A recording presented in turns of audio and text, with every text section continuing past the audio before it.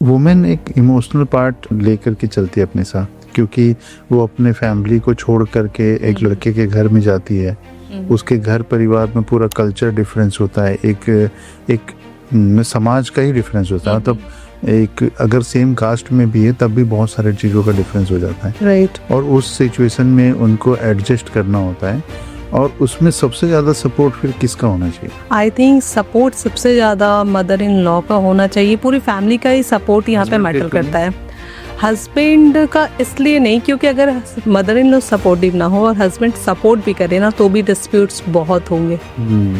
लेकिन अगर हस्बैंड कम सपोर्ट भी कर रहा है ना तो ज़्यादा टाइम उसे मदर इन लॉ के साथ बिताना है, क्योंकि हस्बैंड तो जॉब पे या अपने बिजनेस पे चल जाएगा। और क्योंकि ना उसे हस्बैंड की प्यार की आदत नहीं है, उसे मदर की प्यार की आदत है।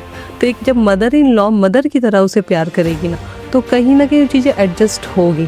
मदर और उसकी वाइफ अगर दोनों आपस में अच्छे से रहेंगे ना तो हस्बैंड भी डेफिनेटली अच्छा बिहेव करेगा। उसे क्या प्रॉब्लम होगी फिर? बिहेवियर से लगता है कि जैसे brother in law, sister in law, इनको हमारे समाज में या हमारे जो पुराने मूवीज़ आई हैं इसमें हमेशा विलेन की तरह दिखाया गया है, और इसमें उनके साथ बॉन्डिंग होना बहुत मुश्किल होती है। इसलिए लोग न्यूक्लियर फैमिली या सिंगल फैमिली में जा रहे हैं, हस्बैंड वाइफ और बच्चे। लेकिन जब शादी के बाद बर्डन्स आते हैं बच्चों के या और किसी रिस्पॉन्सिबिलिटीज में, तब उनको फैमिली और brother in law, sister in law सबकी याद आती है। जी जी।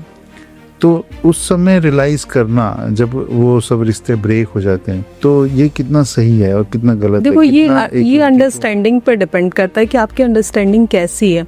अगर सबसे पहले मैं बात करूं कि आप किसी और के घर की, जस्ट सपोज कि हमारे घर में कोई गेस्ट आता है तो क्या हम उसे बोलते हैं जाओ चाय बनाओ? नहीं। हाँ, आओ मेरे पैर दबाओ, खाना बनाओ? नहीं। हम कितना उसे पैम्पर करते, बैठाते, रिस्पेक्टफुली सारी चीजें करते। वो आपके घर में एज अ बहू तो आई है, लेकिन अभी भी वो एज अ गेस्ट ही फील करेगी। वो आपसे पूछेगी कि पानी मुझे पीना है, मुझे वॉशरूम जाना है, और ये चीज़ें कहाँ रखी है। वो एज अ गेस्ट ही फील कर रही है। अभी आप एडजस्ट नहीं होने दे रहे हो और आपको लग रहा है कि मॉर्निंग से नाइट इसके ऊपर छोड़ दे रहे। और सबसे बड़ी बात क्या है ना, काम बहुत बड़ी चीज़ नहीं है। सब अपना अपना काम कर रहे हैं, वो भी आपको सपोर्ट करेगी। लेकिन आप उसे ये मत रियलाइज़ कराओ ना कि सिर्फ काम करने के लिए वो आपके घर में आई है, उसका महत्व इतना ही है कि वो घर संभाले। आप घर के डिसीजंस जो आप ले रहे हो आप उसमें भी उसे इन्वॉल्व कीजिए कि हाँ ये चीज़ें हैं। और दूसरी चीज़ ये है कि कई बार मैं देखती हूँ कि sister in law, brother in law बहुत अच्छे होते हैं, फैमिली बहुत कोऑपरेट करती है, लेकिन